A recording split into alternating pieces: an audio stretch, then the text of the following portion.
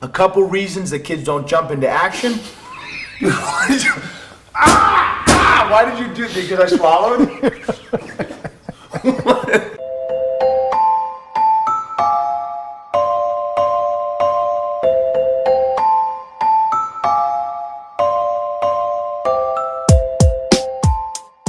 Tom Murphy here, Coach Spector in the lab. Here we go. We're back in the lab, empathy killer number 3. I know you've been waiting for this one. We talked about empathy killer 1, which was?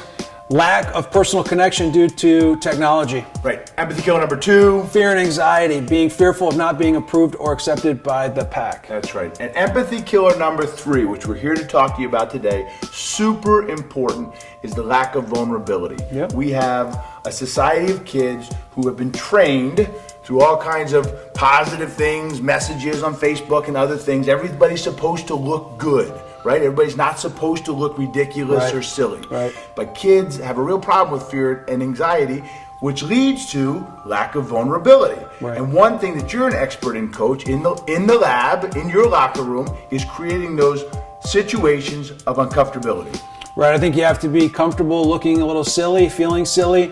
We experiment quite often with a lot of activities, a lot of challenges in physical education that revolve around failure and being okay with failing and being okay with messing up and moving on when you mess up and laughing at yourself. I think those are all skills that can be created through a lot of games and a lot of fun situations through competition and team building. That's right. And we know one of the reasons kids don't jump into action that we talk about in our seminars with kids is they're afraid of looking silly.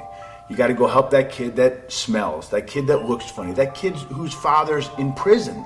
That's pretty tough to make yourself vulnerable.